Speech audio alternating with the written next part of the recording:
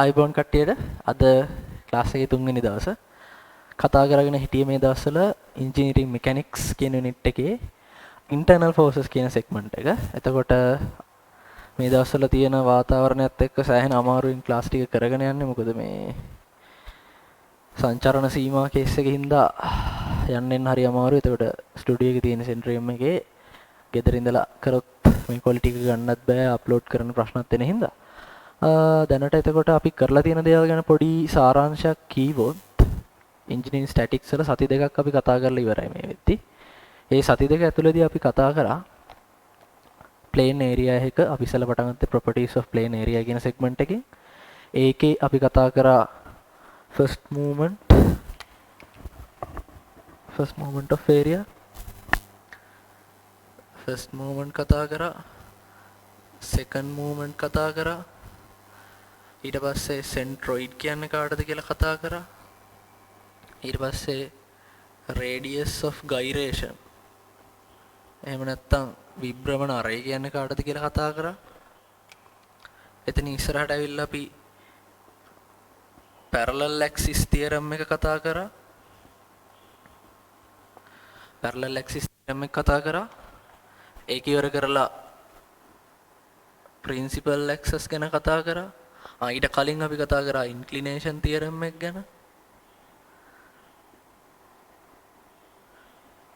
ඊට පස්සේ රවුමක තියෙන principal axis ගොඩාක් තියෙනවා කියලා කතා කරලා අපි properties of plane area කියන segment එක ඉවර කරා. එතනින් ඉස්සරහට ඇවිල්ලා අපි internal forces කියන segment එක ගිය සතියේ පටන් ගත්තා. ඒකෙදි අපි කතා කරා මොනවද මේ internal forces කියන්නේ සහ අපිට කතා කරන්න අවශ්‍ය වෙන internal forces මොනවද කියලා කතා කරා. එතනින් අපි කතා කරා වැදගත් internal forces තුනක් තියෙනවා. පළවෙනි වැදගත් එක shear force, දෙක bending moment, තුන axial force කියලා. axial force කියලා කියන. කැමතිද? තුන් දෙනෙක් ගැන කතා කරා. ඒ තුන් දෙනා ගැන පොඩි සමරි එකක් කිව්වොත් මතක නැත්තම් සමහර විට ගිය සතියේ එක බලා ගන්න බැරි වුණා නම් අපි plane member එකක් ගත්තොත් plane member එකක් කියන්නේ ඇයි කියලා අපි කතා කරා ගිය සතියේ. අපි මේ කතා කරන්නේ ත්‍රිමාණ තලයේ 3D space එකේ තිබිච්ච beam එකක්. ඒ කියන්නේ ඔය නිකන් අපි හිතමු ටිකක් ලොකු ලී කුට්ටියක් කියලා. හරස්කඩ ඝනකාභයක් වෙන හරස්කඩ ඍජුකෝණාශ්‍රයක් වෙන ලී කුට්ටියක දිග අතට පළලා එන හරස්කඩක් තමයි මේ තියෙන්නේ. ඒකට මෙහි සමහර විට මේ හරියේ බල තියෙනවා R කියලා හිතමු. මේ හරියෙන් සමහර විට ඔය ලීයේ බර තියෙන්න පුළුවන්. එතකොට මෙන්න මෙතන තමයි අපේ section එක. මේ method එකට අපි කියුවා method of section කියලා. ටියුට් එකේ තියෙනවා ඒ ටික ඔක්කොම. එතකොට මෙතනදී අපි forces mark කරනවා. axial force එක මෙහෙම n හරි p හරි කියලා mark කරන්න පුළුවන් කියලා කතා කරා. shear force එක අපි mark කරනවා කියලා කිව්වේ ඔරලෝසුවේ කටු කරගෙන පැත්තට අනිත් පැත්තට ටෝක් එකක් එන හැටියට. ඒ කියන්නේ මෙතනින් යටටයි මෙතනින් උඩටයි.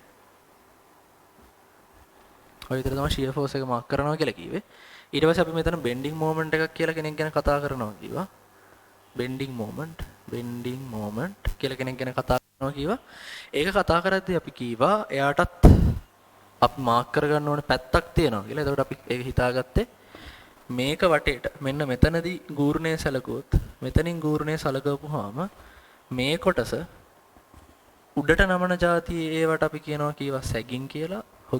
sagging කියලා. ඒවා රිනයි කියලා කීවා. මෙතන ඉඳලා සලකද්දී මේ කොටස පහළට නමන ඒවා මේ වගේ ඒවා ධනයි කීවා. එයාලට hogging bending moment කියලා කිව්වා.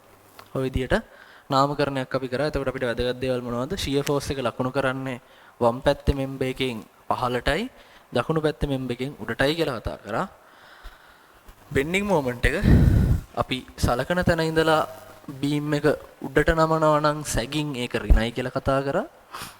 අපි සලකන තැන ඉඳලා පහළට නමනවා නම් ඒකට hogging bending moment කියලා නමක් දීලා එයා ධනයි කියලා කතා කරා. එතකොට ඔය දෙක තමයි ඔය කොටස් ටික තමයි අපි කතා කරලා තියෙන්නේ දැනට internal forces කියන segment එක ඇතුළේ. එතකොට අද මම plan කරනවා මේ segment එක ඉවර කරලා engineering mechanics වල තියෙන engineering statics කියන part 1 එක ඔයාලට ඉවර කරලා දෙන්න. එතකොට මේ වෙනකොට අපි theory ගොඩක් කතා කරලා ඉවරයි. අද තා පැයකමාරක් දෙකක් විතර තියෙනවා. ඒ ටික අරගෙන පටපට ගාලා මේ ටික ඉවර කරමු. හොඳ ලාවට මේක හොඳට තේරුම් ගන්න මොකද්ද මේ කියන්නේ කියලා. එතනින් එහාට ලොකුවට මේ ගැන හිතන්න යන්න එපා, වරි වෙන්න යන්න එපා. මේක මොකද්ද? කොහෙද පාවිච්චි කරන්නේ? ඒව ගැන හිතන්න යන්න ඕනේ නැහැ. ඔයාලා සිවිල් ඉංජිනේරින් කරනවා නම් ඉස්සරහට ස්ට්‍රක්චරල් ඇනලිසිස් කියන යුනිට් එක ඇතුළේදී ඔයාලට මේක දිගටම ඉගෙන ගන්න හම්බෙයි. දැනට ඔයාලගේ මට්ටමේදී බේසික් නොලෙජ් එකක් හැටියට ඉංජිනේර කෙනෙක්ට තියෙන්න ඕනේ මූලික සංකල්පයක් හැටියට මේ ටික ගොඩනගාගෙන යන්න අපි අද පාඩමට යන්. එතකොට ටියුට් එකේ මම හිතනවා ටියුට් එක වලට හම්බෙලා ඇති කියලා. මම මේ ඒක ටියුට් එක ගැන පොඩි විස්තරයක් තියෙනවා කියන්නේ. ඒක මම තව ටිකකින් කියන්නම්. එතකොට ඔයාලට ටියුට් එක හම්බෙලා ඇති කියලා මම හිතනවා. ටියුට් එකේ අපි කතා කරලා ඉවර කරලා තියෙනවා 22 කියන පිටුවට එනකම්. 22 ඉඳලා අපිට අද කතා කරලා ඉවර කරන්න තියෙනවා පිටු අංක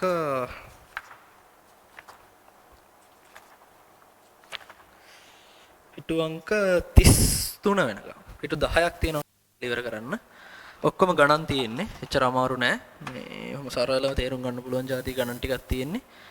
අපි හිමීට කරගෙන යන්. ඔයාලට තේරෙයි මේක බොහොම පහසු ලේසි කතන්දරයක් කියලා. හරි. පිටු අංක 23 උඩ. With this understanding, we can start graphically represent shear forces and bending moment variation along plane members. ඒ කියන්නේ අපිට මේ දක්වා තියෙන දැනුම පාවිච්චි කරලා අපිට පුළුවන්කම තියෙනවා shear forces සහ bending moments කියන internal forces වර්ග දෙක graph එකක් උඩ අඳින්න. ඒක තමයි අපිට තියෙන target එක. මොකද්ද? plane member එකක් දුන්නොත් අපි කතා කරන්නේ cantilever beams, simply supported beams, overhanging beams, ඔය වගේ එක එක beams තියෙනවනේ. මොකක් හරි බීම් එකක් දුන්නාම අපි හිතමු මේක බීම් එකක් කියලා. මම මේකේ තියෙන බලවත් මොකක්වත් අඳින්නේ නැහැ. මේක බීම් එක. මේ බීම් එක මේ පැත්තේ ඉඳලා යනකොට මේ පැත්තේ ඉඳලා මේ බීම් එක දිගේ යනකොට බලාගෙන චෙක් කරගෙන shear force එක වැඩි වෙන්නේ කොහොමද අඩු වෙන්නේ කොහොමද? එහෙම නැත්නම් එයාගේ variation එක. shear force එකේ variation එක bending moment එකේ variation එක අපිට බොහොම පහසුවෙන් අපි දන්න සමීකරණ පාවිච්චි කරලා mathematically ගණිතමය ආකාරයෙන් අර්ථ දක්වන්න පුළුවන්. හැබැයි මම ඊසතියත් කීව මං හිතන්නේ engineering කියන එකේදී maths පාවිච්චි වෙන්නේ application එකක් හැටියට. කියන්නේ ඒකෙදී අපිට prove කරගෙන ලොකු පතරංග proof දාගෙන කරන්න දෙයක් ඇත්තටම නැහැ. තියෙනවා නැත්තේ නෑ තියෙනවා. හැබැයි අපේ අවසාන බලාපොරොත්තුව ඇත්ත ලෝකෙදී මේක ඉම්ප්ලිමන්ට් කරන්න. එතකොට ගොඩක් වෙලාවට මේ වගේ කතන්දර ඔක්කොටම softwares මේ විදි ඩෙවලොප් වෙලා තියෙනවා.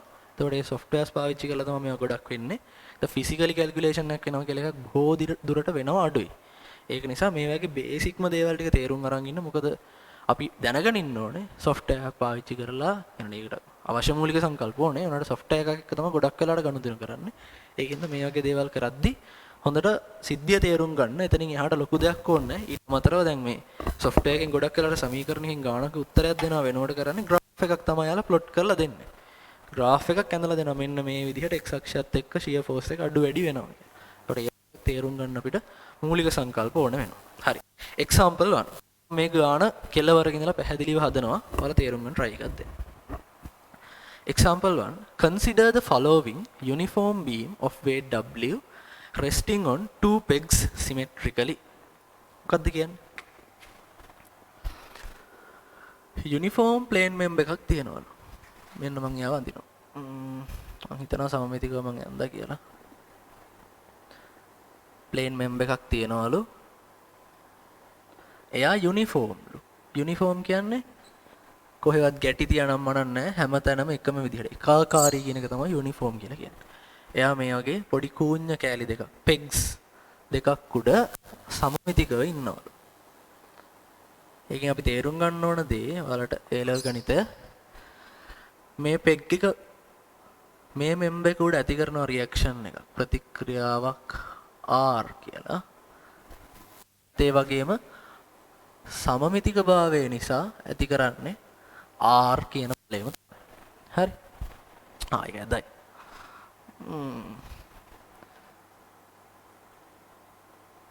R කියලා බලයක් එයා ඇති කරනවා. හරි.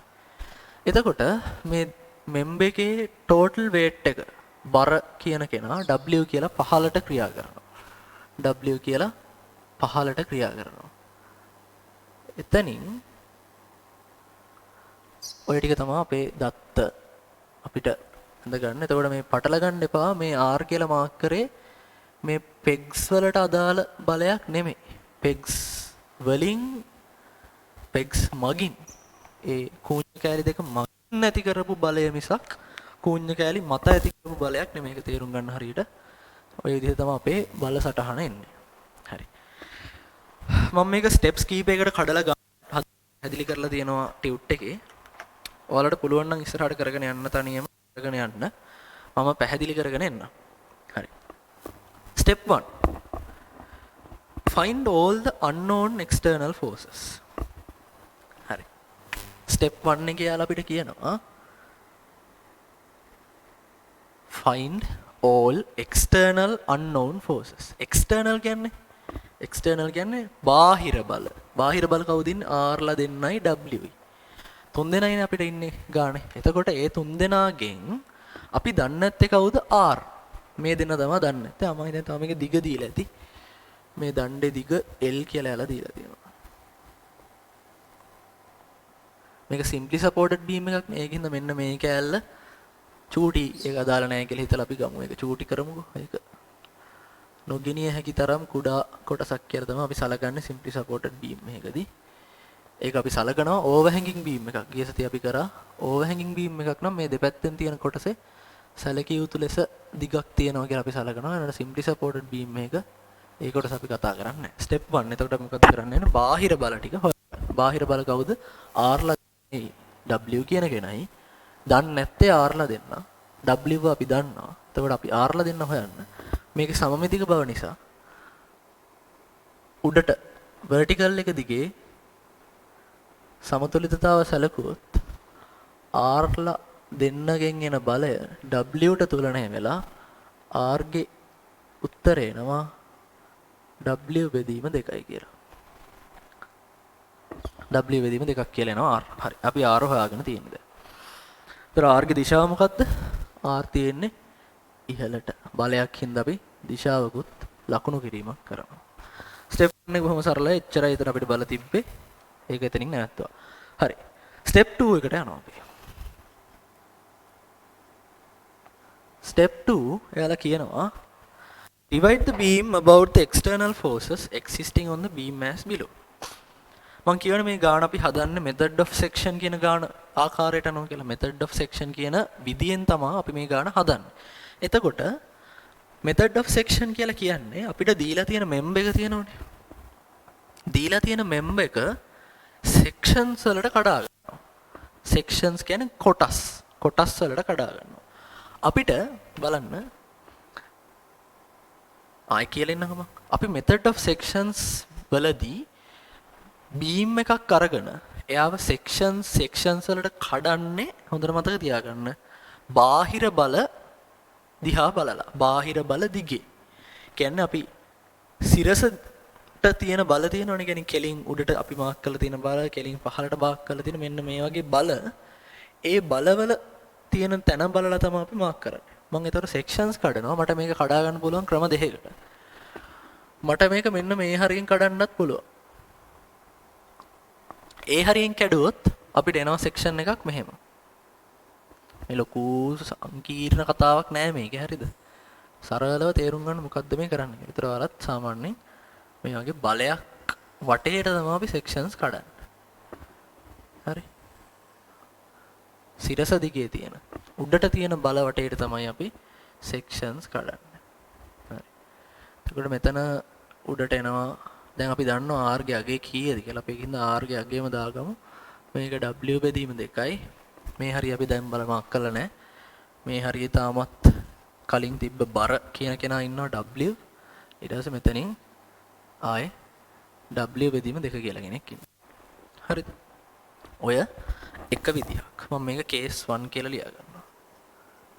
case 1. ඔය විදිහට මට section එකක් කරන්නත් පුළුවන්. ආයේ අපිට පුළුවන් මෙන්න මෙතනින් section එකක් කරන්න. ඔයාලට හිතේ සමමිතික හින්දා දෙපැත්තම එක වගේ කියලා නෑ. ඒක එච්චර ලොකුවට හිතන්න යන්න එපා. එතකොට මට මේ විදිහට කපා ගන්නත් පුළුවන්. ඒ කියන්නේ මේ හරියෙන් කපලා කෑලි දෙකක් ගන්නත් පුළුවන්. මට මේ හරියෙන් කපලා කෑලි දෙකක් ගන්නත් පුළුවන්. එතකොට වම් පැත්තටයි දකුණු පැත්තටයි එන කොටස් දෙකේ වෙනසක් එනවා කියලා ඔයාලට තේරෙනවනේ. මම මෙතනින් කපනකොට මේ පැත්තට තියෙන බලවලට වඩා වැඩි බලයක් මම මේ හරියෙන් කැපුවොත් වම් පැත්තට එනවා. අපි ඒක ඇඳලා බලමු. මම එතන මේ හරියෙන් කපනවා. මේක කේස් 1 මේක කේස් 2. හරි. අපි අඳිමු.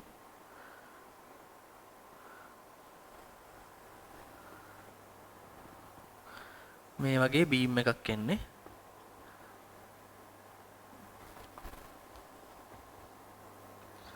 කොහොම සරල දේවල්. හරි. මේක W/2. W දෙකයි. මෙතනනුත් කලින් විදිහටම W බෙදීම දෙකක් ක්‍රියාත්මක වෙනවා. බර W කලින් විදිහටම මෙතනින් එනවා. හරිනේ. ওই විදිහට තමයි sections දෙක කැඩෙන්නේ. ඒතර මම මේක case 2 කියලා මාක් කරගන්නවා. මම සරල කතාවක්. හරි. අපි මේ ස්ටෙප් එක ඉවර කරලා හරි ඉස්සරහට යන්න කලින් නංගිලා මල්ලිලා මේකේ බෙන්ඩින් අපි හොයන්න යන්නේ ඒ දෙන්නනේ. හොයන්න යන්නේ කාවද? බෙන්ඩින් moments උයි shear forces. බෙන්ඩින් moments උයි shear forces. ඒතර අපි මේ දෙකටම බෙන්ඩින් moment shear forces මාක් කරගන්න. කොහොමද shear force එක මාක් කරන්නේ? වම් පැත්තෙන් යටට දකුණු පැත්තෙන් උඩට. වම් පැත්තෙන් යටට දකුණු පැත්තෙන් උඩට. එතකොට මේක අංකණය කරන එක විදිහක්. එක ක්‍රමයක්. එතකොට ඔයාලට කැම්පස් එකේදී කිව්වොත් වම් පැත්තෙන් උඩටයි දකුණු පැත්තෙන් යටටයි ලකුණු කරන්න කියලා. කැම්පස් එකේ ඉන්න ලෙක්චරර් කියන විදිහට ඔයාලා ඒක කරන්න. මම මේ ඔයාලට පැහැදිලි කිරීම විතරයි කරන්නේ. ඒතකොට මේක මම ඉගෙනගත් අංකණය. ඔයාලට සමහරවිට මේ අංකණය වෙනස් වීමක් වෙන්න පුළුවන්. වෙන්ඩින් මොමන්ට් එක අපි මම මෙන්න මේ ලක්ෂයේ වටේට තියෙනවා කියලා හිතාගෙන එහෙම නැත්නම් මේ ලක්ෂයේ වටේට තියෙනවා කියලා හිතාගෙන හදනවා. බෙන්ඩින් මොමන්ට්. මෙතනත් බෙන්ඩින් මොමන්ට් එක මෙන්න මෙහෙම තමයි එන්නේ. හරිනේ? හරි. ස්ටෙප් 2 අපි කරලා ඉවරයි. දැන් ස්ටෙප් 3. ස්ටෙප් 3 එකේ යාලා කියනවා calculate the shear force and bending moment for each cases. එන අපි cases දෙකක් ඇඳගත්තානේ. මේ member එක තැන් දෙකකින් sections වලට කැඩුවා. අපි sections ගත්තා. ඒ sections ගත්ත විදි දෙකේම පාවිච්චි කරලා මෙතනටත් shear force bending moment කියලා දෙන්නෙක් ඉන්නවා. මේකටත් shear force bending moment කියලා දෙන්නෙක් ඉන්නවා. ඒ දෙන්නව හතර දෙනෙක් ඉන්නවා හොයන්න. ඒ හතර දෙනාව වෙන වෙනම හොයන එකයි අපි කරන්න ඕනේ. හරි. මම case 1 ඉස්සෙල්ලාම සලකනවා. case 1. හරි. බලන්න case 1 එකේ හොඳට මතක තියාගන්න ඔයාලා ගාන හදද්දී shear forces bending moments හොයන්න එක්ක වම් පැත්ත ගන්න නැත්නම් දකුණු පැත්ත ගන්න දෙපැත්තම ගන්න එපා. මොකක්ද ආයි කියනවා එක්ක වම් පැත්ත ගන්න නැත්නම් දකුණු පැත්ත ගන්න දෙපැත්තම ගන්න එපා. හරි. ඒක හිතාගන්නේ කොහොමද? වමද ගන්නේ දකුණද ගන්නේ කියන එක හිතාගන්න එක ප්‍රැක්ටිස් එකත් එක්ක එන්නේ. ඔයාලට එන ගණන් එක තමයි එන්නේ. මම දැනට මට මේකෙදි වම් පැත්තට වඩා දකුණු පැත්තේ තියෙන බල ප්‍රමාණය වැඩිනේ. එතකොට බල ගොඩක් එක්ක වැඩ කරනවට වඩා බල අඩුවෙන් වැඩ කරන එක ලේසි. ඒකින්ද මම වම් පැත්ත සිලෙක්ට් කරගන්නවා. කේස් 1 එකේ මම වම් පැත්ත left beam එක සිලෙක්ට් කරගන්න. මේවා මේ නිකන් වලට පැහැදිලි වෙන ලියන්න මේවා මෙහෙමම ලියන්න ඕන කියලා එකක් නැහැ. හරි. ඊට මට shear force එක හොයන්න පුළුවන් මේකේ මේ දණ්ඩ විතරක් සැලකුවොත් මේ section එක මේ කොටස විතරක් සැලකුවොත් මෙහෙම එකක් නේ තියෙන්නේ. මෙන්න මෙහෙම එකක් නේ තියෙන්නේ. මෙතනින් shear force එක එනවා. මෙතනින් W බෙදීම දෙකක් එනවා. මෙතනින් මේ විදිහට bending moment එක තියෙනවා. හරිනේ මම. ඔතනින් දැන් හිතලා බලන්න මේ member එක මේ දණ්ඩ මේ member එක මුලින් සමතුලිතවනේ තිබ්බේ. හරිද? මුලින් සමතුලිතව තිබ්බේ. එහෙනම් මම මෙතනින් කැපුවාම එන මේ කෑල්ලත් සමතුලිතව තියෙන්න ඕන. මෙතනින් කැපිලා එන මේ කෑල්ලත් සමතුලිතව තියෙන්න ඕන. අපි ඒක සලකලා උඩු අතට vertical එක දිගේ සමතුලිතතාවය ලියනවා. එතකොට මට එන උත්තරය W බෙදීම 2 උඩට තියෙනවා shear force එකේ යටට තියෙනවා. එතකොට අපේ shear force එක අපිට එනවා මේක අනිත් පැත්තට ලියන්න. shear force සමාන වෙනවා W බෙදීම 2කට. බොහොම සරල කතන්දරයක්. ලේසි දෙයක්. හරි. shear force එක හොයලා ඉවරයි. bending moment එක හොයන්න ඕනේ ඊළඟට. මේ shear force එක ඊළඟට bending moment එක. bending moment එක කොහොමද මම ගන්නවා කියලා මෙන්න මේ කපපු තැන segment එක, ඒ කියන්නේ section කරපු තැන තියෙනවනේ. section කරපු තැන ඉඳලා බාහිර බලවල ගූර්ණ ටික ලියාගෙන යන එකයි තියෙන්නේ. ඒතකොට ගූර්ණ ලියන්න මේකේ දිගක් ඕනේ. මම මේක x කියලා ගන්නවා. මේ දිග x කියලා ගන්නවා. x කියලා ගත්තොත්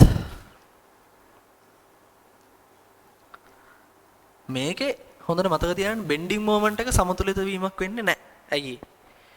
bending moment එක සමතුලිත වෙන්න නම් එයාගේ අනිත් කෑල්ල මෙතන තියෙන ඒක ඕනේ. ඒකින්ද මේකට සමතුලිත වීමක් නැහැ හැම වෙලෙම මේ member එක, ඒ කියන්නේ මෙතන තියෙද්දිත් එයා සිරස ඔස්සේ සමතුලිත වුණාට මෙයා හැම වෙලෙම මෙහෙම හරි නැමෙන්න try එකක් දෙන ගමන් ඉන්නේ. නැමෙන එක නැති වෙලා නැහැ.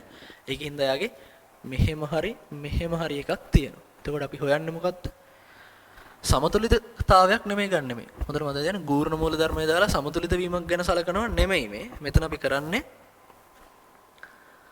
කපපු තැන ඉඳලා අපි සලකන member එකට ගූර්ණ ලියනවා. එතකොට බලන්න කැපුවේ මෙතනින් බලද්දි ගූර්ණ ඇති කරන්න පුළුවන් එකම කෙනා W බෙදීම 2 විතරයි. එයා නිසා මේ member එක මෙන්න මෙහෙම නැමෙන එක නෙවෙන්නේ.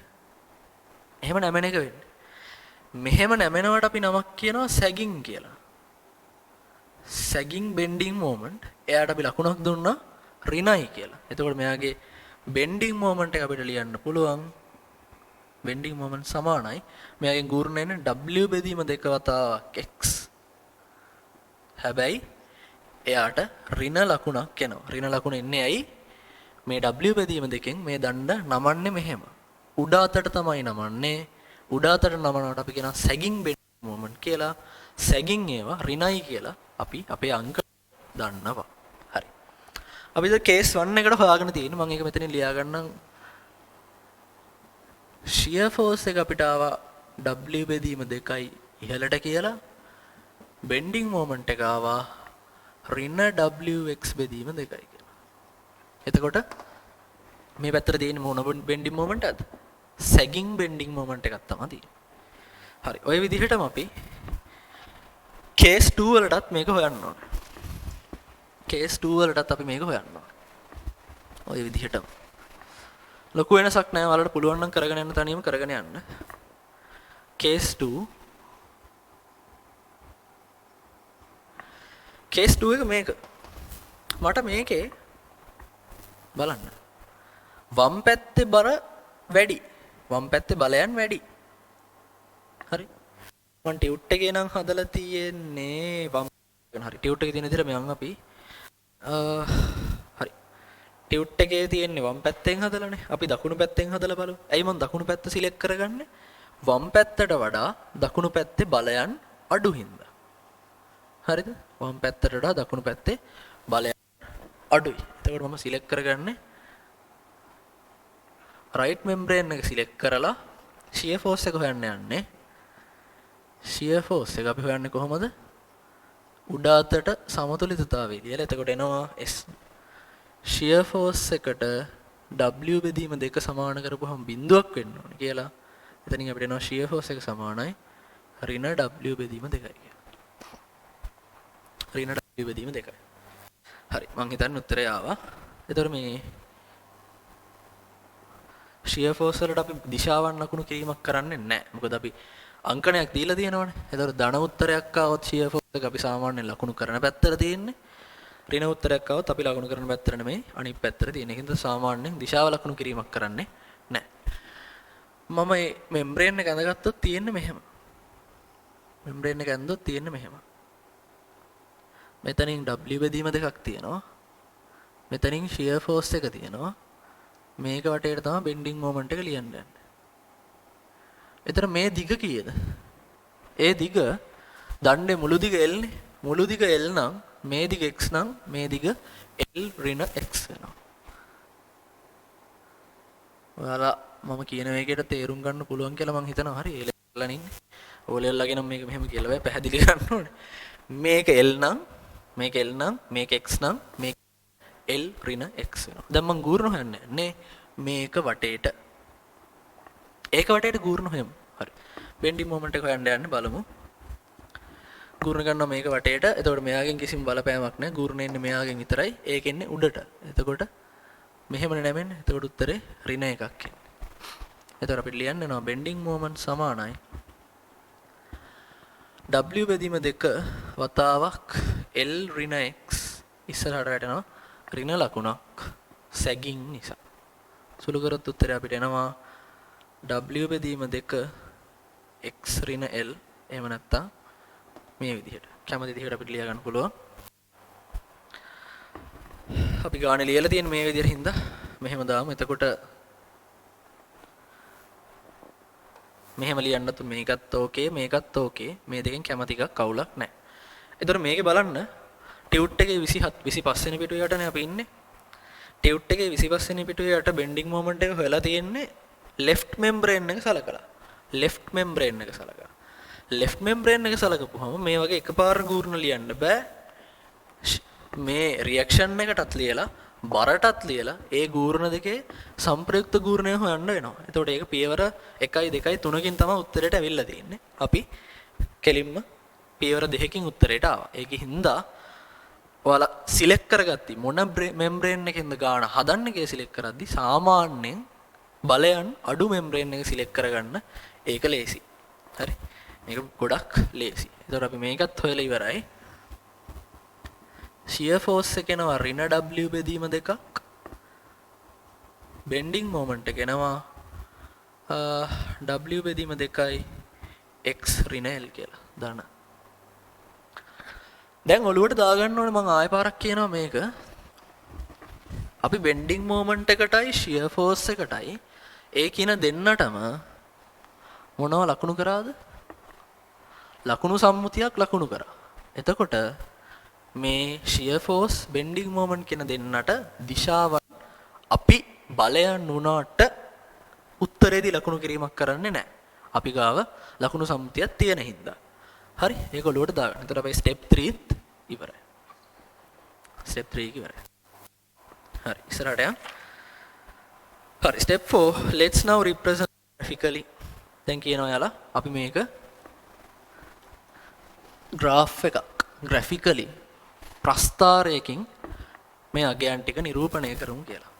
හරි. මම අඳ ගන්නම් මෙම්බ්‍රේන් එක. මෙම්බ්‍රේන් එක මෙහෙම තිබ්බේ.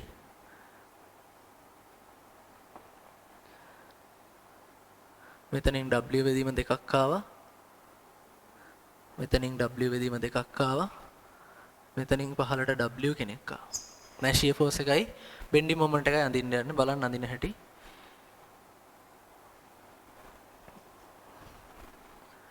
මතක තියාගන්න මේවා මේ සාමාන්‍යයෙන් XY අක්ෂ දාලා ගඳින ප්‍රස්ථාර නෙමෙයි. මේවට කියන්නේ shear force diagram, bending moment diagram කියලා. හරි. shear force graph, bending moment graph කියලා කියන්නේ නැහැ. ඒකෙන්ද මේවට XY දාලා ලකුණු කරන්න එහෙම යන්න එපා. හරි. බලමු අපේ වෙනස උනේ කොතනින්ද? section එක උනේ මෙතනින්නේ. අපි section එක දෙකකට කැඩුවේ W කියන බර කියන බලේ වටේට එහෙනම් වලට තේරෙන්න ඕන සාපේක්ෂව මේ පැත්ත අපි shear force diagram. shear force එක මෙතන ඉඳලා මෙතෙන්ට එනකම්. මෙතන ඉඳලා මෙතෙන්ට එනවා. ඒ කියන්නේ අපි සාමාන්‍ය ලක්ෂයක් මෙහෙමනේ ගත්තේ. එතකොට ඒක මේ පරතරය ඇතුලේ කොහොම වෙනස් වුණත් shear force එක මෙයාමනේ එන්නේ. shear force එක මෙයාමයි එන්නේ. ඒකින්ද මෙතන ඉඳලා මෙතෙන්ට එනකම් shear force එක ධන W බෙදීම 2යි. උඩින් මම ලියන්නම් මේක.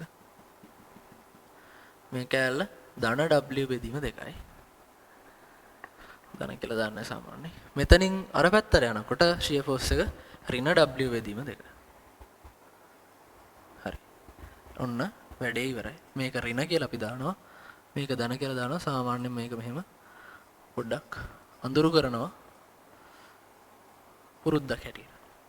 shear force diagram එක ඇඳලා ඉවරයි. හරි. මගේ ඔය ටියුට් එක print කරද්දී arrow එකක් දාලා තියෙනවා මෙතෙන්ට උඩට. ඒක දාන්න ඕනේ නැහැ. ඒක කපා ගන්න. මෙතන මුකුත් නැහැ. නිකන් මෙහෙම එකක් තියෙනවා. හරි. ඔය වගේ එකක් එන්නේ. shear force diagram මෙන්න මේ දිගේ එනවා. ඍණ W බෙදීම 2යි කියනවා. shear force එකේ variation එක අපි දැන් bending moment එක අඳින්න තියෙන්නේ. bending moment එකත් ඔය විදිහටම ඇඳලා දාන්න තියෙනවා. මොකද ලේසි හරි. ප්‍රශ්නයක් ඇති දේවල් නෙමෙයි.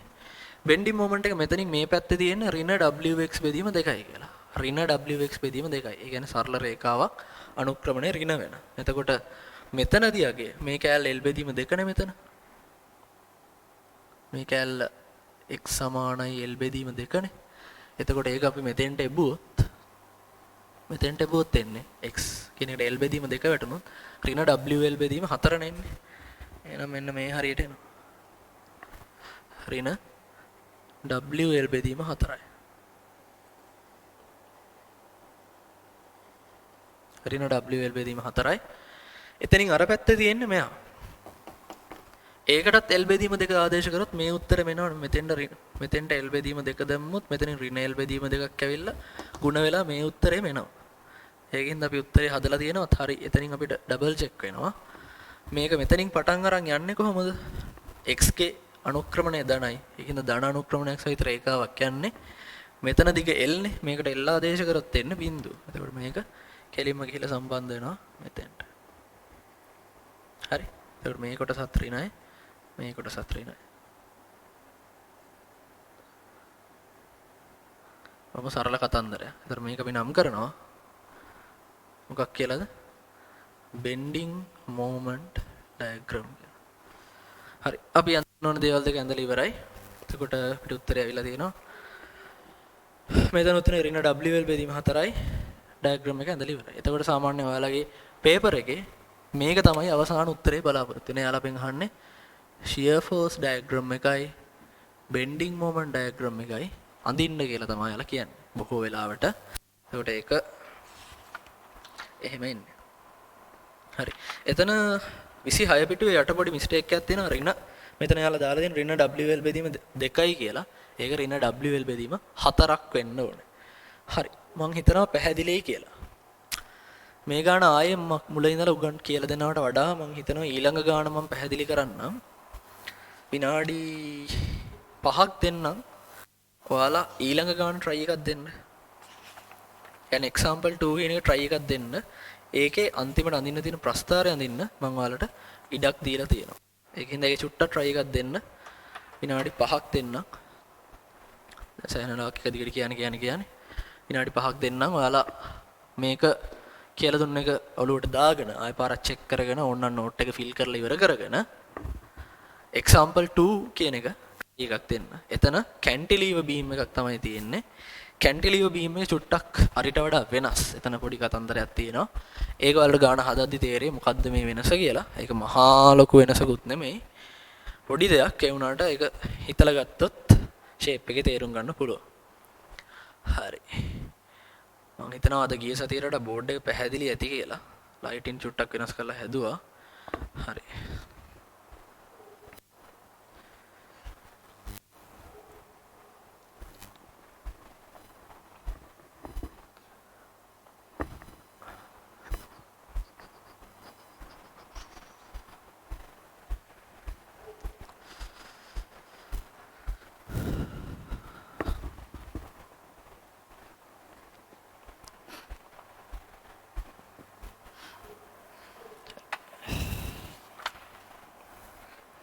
ඊළඟට තියෙන නංගිල මල්ලිලා cantilever beams දෙකක්. මොනවද? cantilever beams. cantilever beams කියන්නේ මොනවද? අර වහලවල් තියෙන්නේ ඒ වගේ. එක තැනකින් තමයි එයාගේ මුළු බරම දරාගෙන ඉන්නේ. ඉතින් හරි අමාරුයි යාලා හදන්න. හරියට structural analysis එකක් නොකර ඒ වගේ එකක් හැදුවොත් කඩාගෙන වැටෙන්න සෑහෙන ලොකු සම්භාවිතාවයක් තියෙනවා.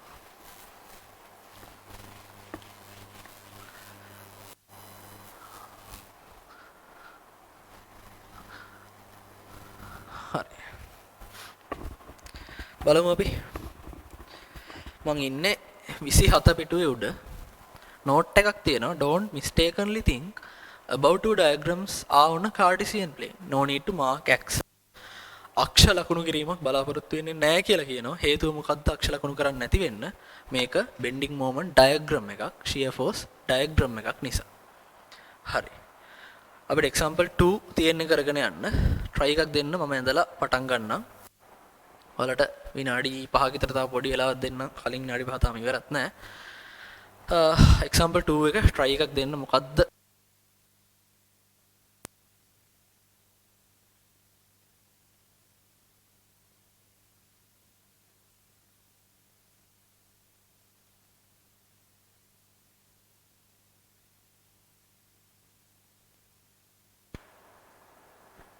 හරි. පොඩි try එකක් දෙන්න example 2 එක හදාගෙන යන්න.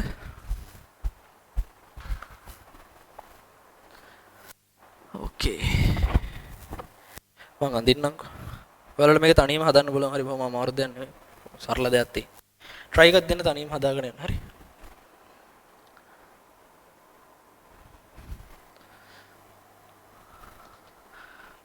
බෝඩ් එක මට වඩා සෑහෙන උසයි නේ. ඒකින්ද මේ සමාන්තර විරක් ඇඳ ගන්න හරි අමාරුයි. කැන්ටිලිවර් බීම් එකක් අපේ ගානේ තියෙන්නේ. මෙන්න මෙහෙම. තාටියක් දිගට අඳිමු. කැන්ටිලිවර් බීම් එකක්. ඔය වගේ. මේ පැත්ත එක දරාගෙන ඉන්න කෙනා. හරි. Draw the shear force and bending moment diagrams කියලා තමයි කියන්නේ. හරි step 1. තව මේකේ බලයන් ටිකක් මාක් කරලා තියෙනවා යාලා. මෙතනින් කිලෝ නිව්ටන් 2ක බරක් තියෙනවලු. කිලෝ නිව්ටන් 2ක බරක් තියෙනවලු. මේ කෙලවරින් කිලෝ නිව්ටන් 1.5ක බරක් තියෙනවා. කිලෝ නිව්ටන් 1.5ක්. හරි. ස්ටෙප් 1 එකේ අපි මොනවද කතා කරන්නේ සාමාන්‍යයෙන්? ස්ටෙප් 1 එකේදී අපි කරන්නේ external forces ටික හොයාගන්න. කවුද හොයාගන්න යන්නේ? external forces අපි හොයනවා. මට කියන්න මෙතන කොහෙද external forces තියෙන්නේ? මේ මෙම්බර් එකට බරක් කියලා දීලා නැහැ. මේ දිග 1 මීටර් කියලා යාලා කියනවා. ඊටු දිග මීටර් 0.5යි කියලා කියනවා. හරි? ඔය ටිකනේ කියන්නේ. මෙතන බලන්න මේ පැත්තෙන් මේ එන බලය බැලන්ස් කරන්න අනිවාර්යෙන් මෙතන මෙතන සංදියක් නේ තියෙන්නේ. ඒ සංදියෙන් උඩට අනිවාර්යයෙන්ම ප්‍රතික්‍රියා බලයක් ඕනේ. නැත්නම් මේ කඩාන වැටෙනවනේ. ඒ වගේම මෙතනින් මෙහෙම ගූර්ණයක් එනවනේ. මේ පැත්තට නැමෙන්න හදනවනේ. ඒ නැමෙන්න හදන එක නවත්තන්න මෙතනින් මේ පැත්තට ගූර්ණයකුත් ඕනේ. එහෙම දෙන්නේ අපිට ඕනේ. හැබැයි මම ඒ ගැන හිතන්න යන්නේ නැහැ. අයියේ. හිතන්න යන්නේ නැත්තේ මට සෙක්ෂන් කරන්න තැන් දෙකයිනේ තියෙන්නේ. මම මෙතනින් සෙක්ෂන් කරනවා, මෙතනින් සෙක්ෂන් කරනවා. මෙතනින් සෙක්ෂන් කරපුවාම මේ බල ටික අදාළ වෙන්නේ වම් පැත්තේ මෙම්බ එකටනේ. මම දකුණු පැත්තේ මෙම්බ එකත් එක්ක ගාන හැදුවොත් මට මේ ටික ඕනේ නැහැ. මෙතනින් සෙක්ෂන් කරත් මේ පැත්ත ගත්තොත් විතරයි මේව ඕනේ වෙන්නේ. මේ ටික ගත්තොත් අපිට ඕනේ වෙන්නේ නැහැ. ඒකින්ද මම ඒවා හොයන්න යන්නේ. තේරුමක් නැහැ. ඔයාලට ස්පෙෂලි අහලා තිබ්බොත් පේපර් එකේ මෙතන තියෙන සංදී ජොයින්ට් එකේ බල හොයන්න කියලා හදන්න. එහෙම නැත්නම් කෙලින්ම shear force bending moment නම් අහන්නේ කෙලින්ම අර දෙක හදලා දැම්ම නම් ඇති. හරි. step 2 වලට මම පයින්නවා. step 2 වලදී අපි කරේ මොකද්ද? මේක sections වලට කඩපු එක. මම මෙතනින් section කරොත් අපිට member එක එන්නේ මෙහෙම එකක්. එතනින් shear force එක පහළට එනවා.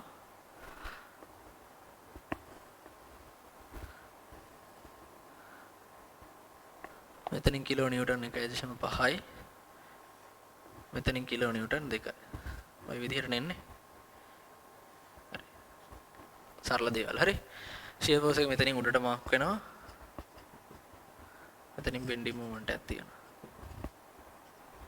මම දැන් සලකන්න යන කවුද? මම කලිනුත් කිව්වා දකුණු පැත්ත තමයි සලකන්නේ. right membrane එක සලක. right membrane shear force එක හොයන්න අපි මොකද කරන්නේ? උඩු අතට forward upward direction එකට equilibrium එක දානවා. upward equilibrium එක දාපුවම එනවා shear force එක මේ දෙකේ addition එකට සමානයි කියලා. ඒතර අපි shear force එක එනවා 2 කිලෝ නිව්ටන් ධන 1.5 කිලෝ නිව්ටන් කියලා. එතකොට උත්තරය අපිට එනවා 3.5 කිලෝ නිව්ටන් කියලා. හරි? සරල කතාව shear force. ඒක ඉවරයි. මම දැන් ඉන්නේ 28 පිට. bending moment එක හොයමු. දැන් මම කලින් වගේ හිමින් හදාදින්නේ නැහැ. bending moment එක හොයන්න යන්නේ. bending moment එක equal වෙන්නේ කොහොමද අපි හොයන්නේ? කපන තැන ඉඳලා section එකේ ඉඳලා අදාළ membrane එකට ගූර්ණ ටික ලියාගෙන යන එක තමයි අපි කරන්නේ. ගූර්ණ ටික ලියමු. ඒතර ගූර්ණ ටික ලියන්න මට මේ කැලේ x කියලා ගන්න වෙනවා. මේ කැලේ x උනොත් දණ්ඩේ මුළු දිග 1.5යි. එතකොට මේ දිග එනවා 1 ඍණ x කියලා. මේ දිග එනවා 1 ඍණ x කියලා. මේ ටික එනවා 1.5 ඍණ x කියලා. ඔය විදිහට බලන්න මේ දුරවල් ටික මාක් වෙන්නේ. මේ ටික 1 ඍණ x. මේ ටික 1.5 ඍණ x. ගූර්ණ ලියවොත් මේකෙන් 15ට දෙකෙන් එන්නේ මෙහෙම ගූර්ණය. 1.5න් එන්නේ මෙහෙම ගූර්ණය. ඒතකොට මේ දෙන්නම කවුද? hogging bending moments. hogging bending moments. ඒකෙන්ද උත්තර දෙකම ධනව තමයි. දෙක වතාවක් 1 ඍණ x ධන 1.5 වතාවක් 1.5 ඍණ x. ඔය විදිහට තමයි ගානේ. බලන්න දාලා තියෙනවා. ලකුණු දෙකම එන්නේ ධන එන්නේ හේතුව මොකද්ද? මෙතනත් ධන මෙතනත් ධන. මේ දෙන්න ධන උනේයි මේ bending moments දෙකෙන් මේ දණ්ඩ member එක නමන්නේ 15ට. ඒ කියන්නේ member එක මෙහෙමනේ තියෙන්නේ. මේ දෙකෙන්ම කරන්නේ මොකද්ද? එයාලව මේ පැත්තට නමන එක. එතකොට එන්නේ දණ්ඩ මෙහෙමනේ. මේ වගේ shape එකකට නැමෙන්නේ. එතකොට මේවට අපි කියනවා hogging bending moments. positive values තමයි. එතකොට මේක simplify කරොත් 2යි 1.5 1.5 කියන්නේ 2.25යි. මෙතන 2යි 4.25යි. ඍණ 2x ඍණ 1.5x ඍණ 2x ඍණ 1.5x කියන ඍණ 3.5x. හරි මම හිතන්නේ අතට 4.5 ඍණ 3.5යි 3.5x bending moment x ගේ value එකත් එක්ක ඔයාලට තේරෙනවා මේ x උඩ පහළ යනකොට මේ bending moment එක ධන ඍණ අතර මාරු වෙනවා කියලා. ඇයි මේ x ටිකක් අපි හිතමු x2 වුණා කියලා. x2 වෙන්නේ නැහැ මේකේ. x2 වුණොත් මේක ඍණ වෙනවා. x බිඳුව වුණොත් මේක ධන වෙනවා. ඉතින් එතන පොඩි වෙනසක් වෙන්න පුළුවන්. අපි ඒක ඇත්තට ලොකුවට දැනට හිතන්නේ නැතුව. හරි. මම ඒක ඇඳලා ඉවරයි. යට එකත් අපි හිතමු. ඒ කියන්නේ මෙතනින් කේස් එක හිතමු. මේක කේස් 1. කේස් 1 තමයි කිව්වේ.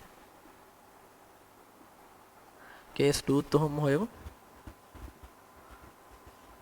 ඒකටත් මම ගන්නේ right membrane එක හේතුව joint එකේ සංදියේ බල හොයන්න ඕනේ නැතුව යනවා අපිට. එතකොට shear force එක එනවා. අපි අදිමු. මෙහෙම එකක් එන්නේ.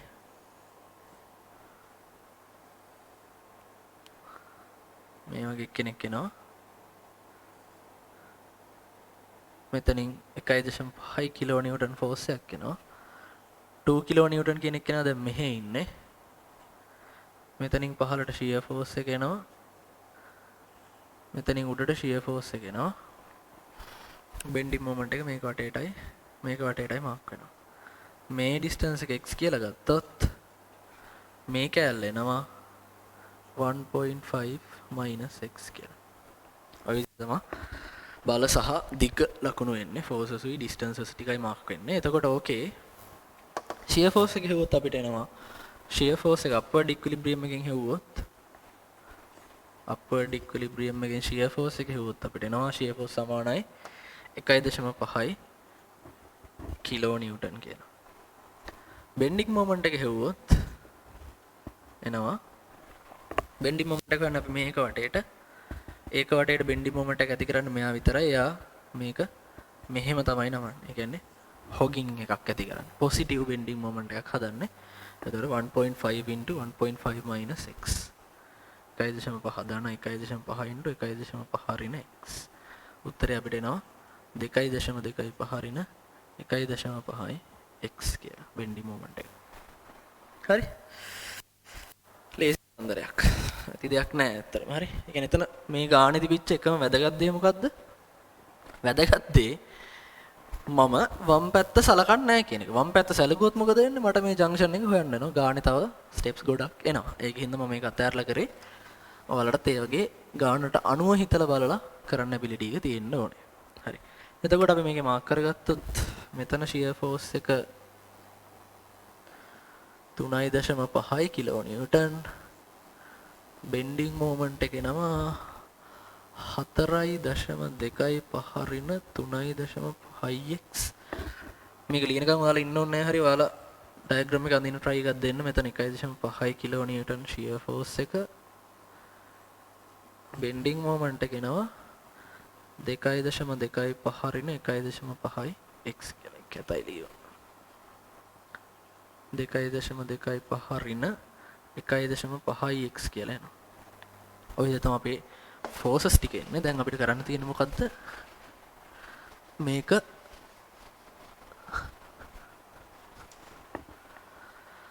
ඩයග්‍රෑම් එකේ හඳින්න. මම ඒක ඔයාලට කරලා දීලා නැහැ. ඔයාලා try එකක් දෙන්න නැත්නම් හිස්තන තියෙනවනේ මාත් එක්කම කරගෙන යන්න. බීම් එක ඇඳගත්තා.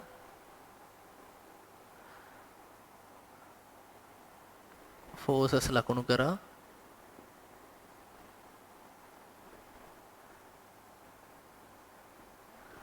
මේ පැත්ත මට වැඩක් නැහැ.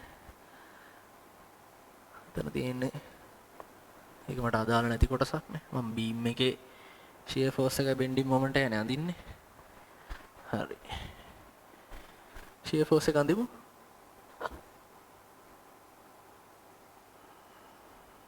shear force එක අඳිමු. shear force diagram. මෙන්න මේක වටේට තමයි අපේ sectioning උනේ. ඒතකොට ඒක වටේට අනිවාර්යෙන් graph එක මාරු වෙනවා. shear force එක එතෙන්ට කලින් තියෙන 3.5 ධන 3.5ක තියෙන්නේ. කිලෝ නිව්ටන් මේක ධනයි. එතනින් පහළ 1.5යි. 1.5. එහෙනම් දෙකක් විතර අඩු වෙලානේ. එන්න මේ හරිය තියෙන්නේ. දිගටම ධනයි. එනකොට මෙතන අගය පොඩ්ඩක් වෙනස් අඩු වෙනවා. මේ අගය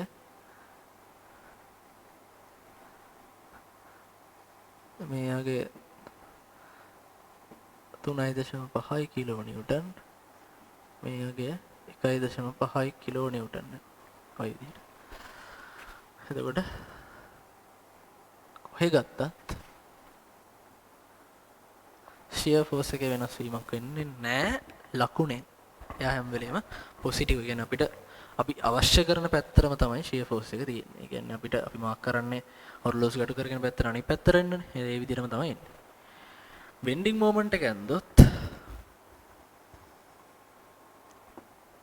bending moment එක ඇන්දොත් 4.25 ඍණ 3.5x තේරෙන්න ඕනේ.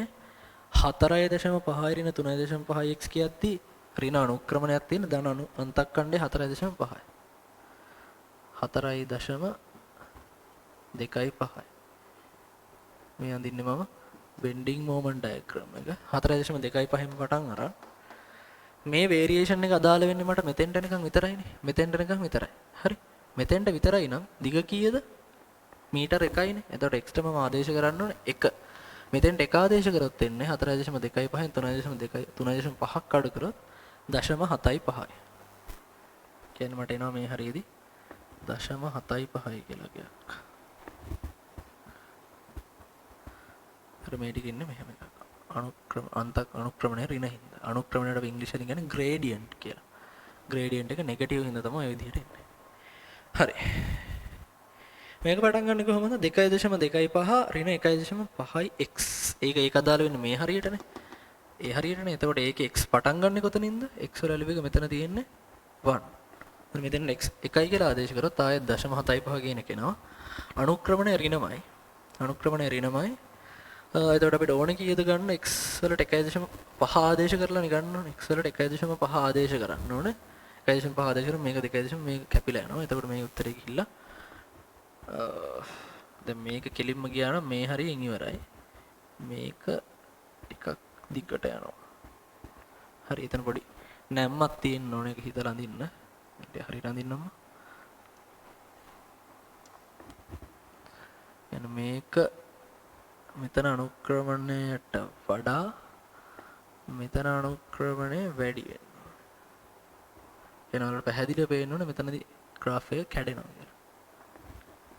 ඇඳලා තියෙන diagram එකේ curve එක මෙතනදී කැඩෙනවා කියලා ඔයාලට පේන්න ඕනේ.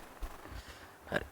එතන මේ හරියේදී ඍණ 3.5ක අනුක්‍රමණයක් තිබෙ මේ හරියේදී ඍණ 1.5ක අනුක්‍රමණයක් තියෙන්නේ. එතකොට මුළු උත්තරේ ඍණයි ධනයි කියලා. ධනයි නම් මේකේ තියෙන මොන bending moment එකද? hogging bending moment එකක්. මේ membrane එකේ කොතන ගත්තත් bending hogging වෙනවා. hogging bending moment එකක් වෙනවා. හරි කියන්නේ මෙතන පොඩ්ඩක් ඇදලා කැතයි එක කොහොමද අඳින්නද?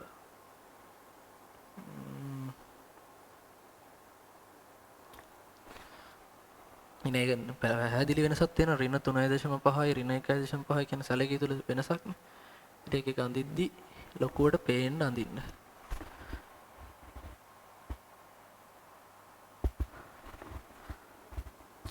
ඒක එන්නේමනේ. try එකක් දෙමු ආයෙ පාර. අන්න ඒ පාර හොඳට. ඊට පස්සේ මෙහෙම.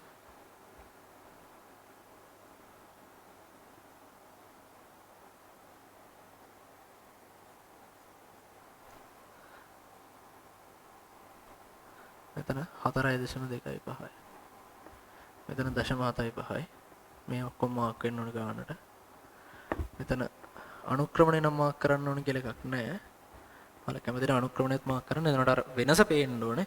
මේ පැත්තට වඩා අර පැත්ත ටිකක් බැහැලා තියෙනවා කියන්නේ. හරි. ඔය ටික තමයි. එතකොට අපිට එනවා මේක bending moment diagram එක. ඒවා හරියට යටින් නම් කරන්න. හරි. shear force diagram bending moment diagram.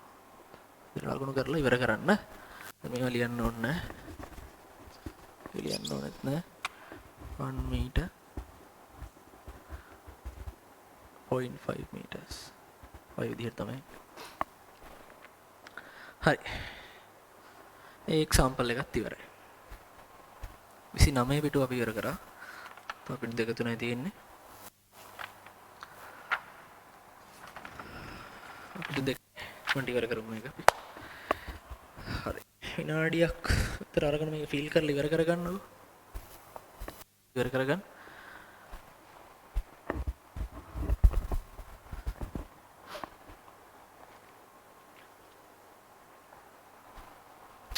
පිටුව තමයි අපිට පටන් ගන්න තියෙන්නේ. ඒක චුට්ටක් වෙනස් જાතික ගාණක් තියෙනවා distributed loads කියලා. අපි එතෙන්ට එන්න කලින් ඔයාලට මම තව විනාඩි 5ක් දෙන්නම්. මේ ගාණ ආයි තනියම එකපාරක් හදන්න. තනියම එකපාරක් හිතන්න මොනවද කරේ කියලා. අපි එතන මේකේ මොනවද කරේ? මේක කරා අපි ඉස්සල්ලාම membrane එක ඇඳගෙන බල ටික ලකුණු කරලා ඒ ලකුණු කරපු බල වල බාහිර බල නොදන්න බාහිර බල තියනවද කියලා හිතුවා. නොදන්න බාහිර බල තියෙනවා සංදිය වටා බල තිබ්බ කියලා අපි ඒක හොයන්න යන්නේ නැහැ. අපිට ඇත්තට මෙතන අවශ්‍යතාවයක් එන්නේ නැහැ. හේතුව මොකද්ද? අපිට වම් පැත්ත හරි දකුණු පැත්ත හරි පාවිච්චි කරලා අඳින්න පුළුවන්. එතකොට අපි අඳින එක හරියට ඒ අදාළ බල නැති වෙන විදිහට අපි පාවිච්චි කරා නම් හරි. හරිද? එතකොට අපි මේකේ වම් පැත්තේ membranes හිතන්නේ නැතුව දකුණු පැත්තේ membranes වලින් තමයි මේක ඇන්දේ. එතකොට මේක බොහොම පහසුවෙන් අපිට උත්තරයක් ආවා. ওই විදිහට උත්තර හතරක් ඇවිල්ලා අපි ඩයග්‍රෑම් එක ඇඳලා ඉවර කරා. හරි. ඔක තමයි தත්ත්වය.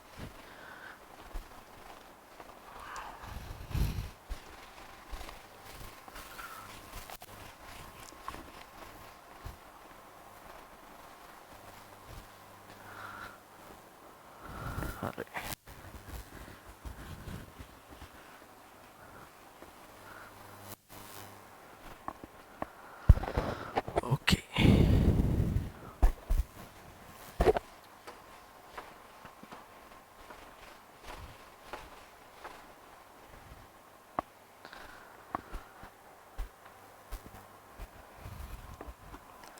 පොඩි ඉන්ටර්වල් එකක් ගන්න කට්ටිය විනාඩියක් දෙකක් විතර චූටි ඉන්ටර්වල් එකක් ගන්න ඊට පස්සේ පටන් ගමු.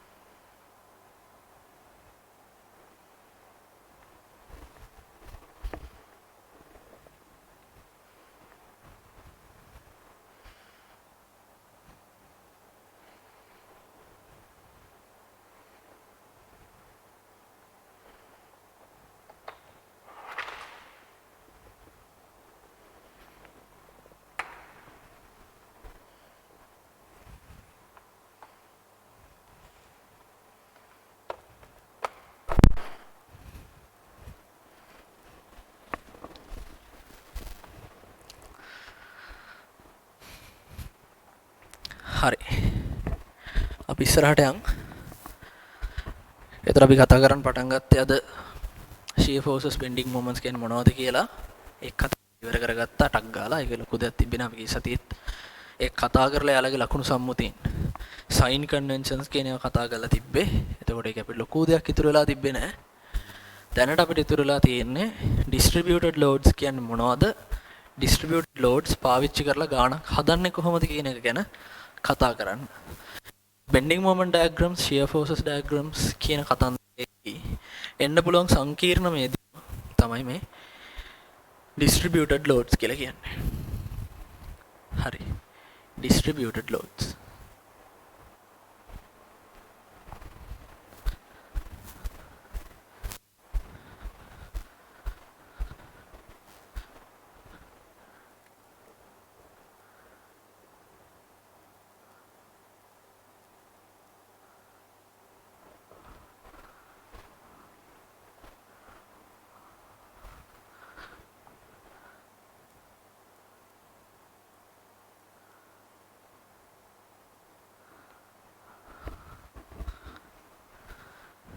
හරි. කැමරා එකේ පොඩි ප්‍රශ්නයක් වුණා. කැමරා ෆ්‍රීස් වෙලා දැන් මම හිතන්නේ හරි. මම කලින් කතා කරද්දි මම පේන්නේ නැතුව ඇති. දැන් පේනවා. හරි. මේ තියෙන ප්‍රශ්නත් එක්ක ස්ටාෆ් එකට නියෝඩ දීලානේ තියෙන ඉන්ස්ටිටියුට් එකේ. ඒකින්ද අනේම තමයි මේ රෙකෝඩින් ටික වෙලා තියෙන්නේ. ඒක හින්දා ටිකක් අමාරුයි තනියම කරන්න. වරු නැති හින්දා. දැන් මම හිතන්නේ හරි අපි කතා කරගෙන යන් distributed loads මොනවද මේ distributed loads කියන්නේ?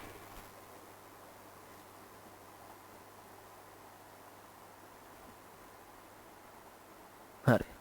එතෙන්ට එන්න කලින් අපි කතා කරමු මොනවද මෙච්චර කල් loads කියන්නේ මොකද්ද? loads කියලා කියන්නේ බලයන්. සරලව කිව්වොත් බරක්. එහෙනම් මොකක් හරි වස්තුවක් මත ක්‍රියා කරන පීඩනය එල්ල කරන දේවල් loads. හරි කියන්නේ මොකක් හරි එකක් උඩ මොනවා හරි අපි තිබ්බොත්, අපි ඉහිර කොහරි ඉඳගත්තොත්, අපි මොකෙකට හරි ගැහුවොත් loads තමයි තියෙන්නේ. forces බලවලට කියන තව නමක් loads කියලා කියන්නේ. ලොකු දෙයක් නෑ. ඒතර මෙච්චර කල් අපි ඉගෙන ගත්තේ අපි හිතමු අපි මෙහෙම membrane එකක් ඇඳලා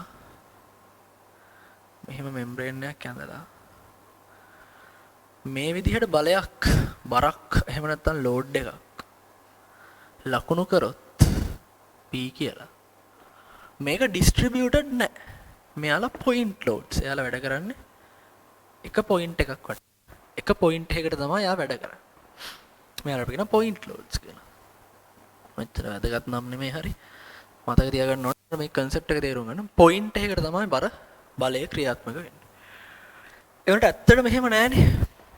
ඇත්තටම වලට ප්‍රායෝගිකව තේරෙන්න ඕනේ මේ ලෝකේ හම්බෙන ගොඩක් loads මේ වගේ point loads නෙමෙයි. සරලව තේරෙන්න ඕනේ. හරි.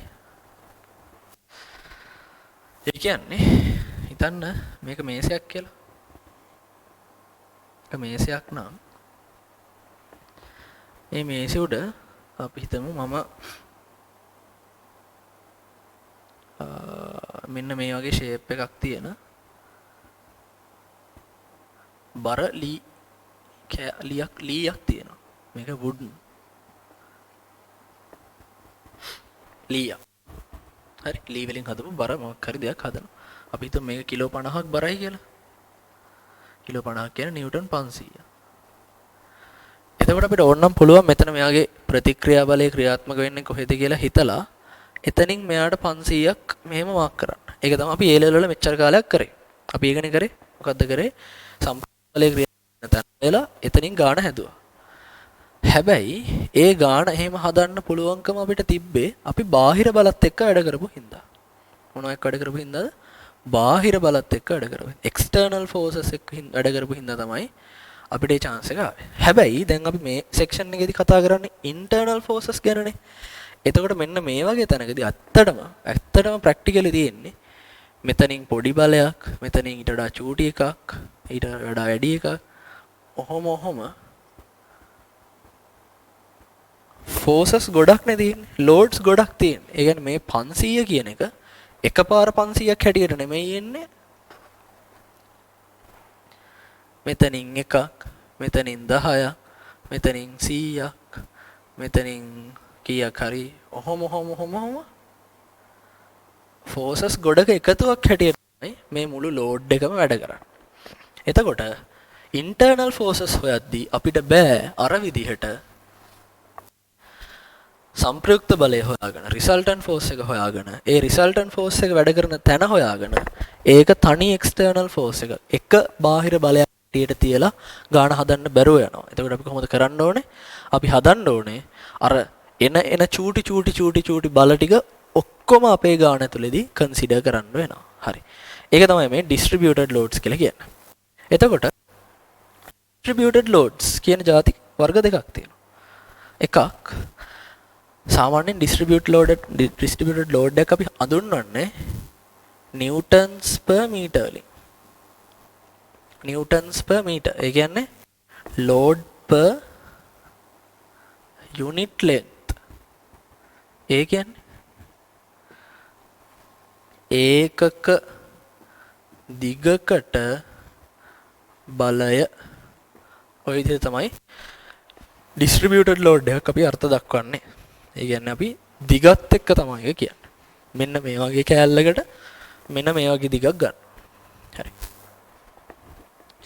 පෙන්නන්නම් ඇඳලා එකක්. distributed loads වර්ග තියෙනවා දෙකක්.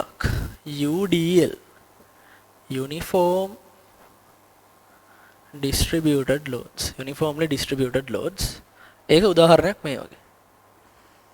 හිතන්න මේක simply supported beam එකක් කියලා.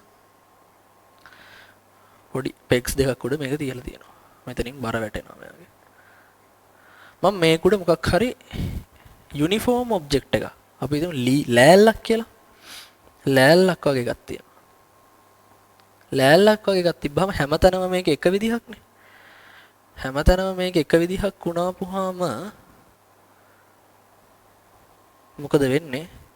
අපි අර මාක් කරපු resultant force එක වෙනුවට මේ වගේ හැමතැනින්ම චූටි බල ටිකක් තමයි එන්නේ. හැමතැනින්ම චූටි බල ටිකක් තමයි එන්නේ. හැමතැනින්ම චූටි බල ගොඩක් එනවා. ඒතර මේක අපි ඩිෆයින් කරලා අපිට එක්සැම්පල් එකක් හැටියට කිව්වොත් මේක අපිට කියන්න පුළුවන් 5 newtons per meter කියලා. අපි හිතමු මේක මීටර් 10ක් දිගයි කියලා.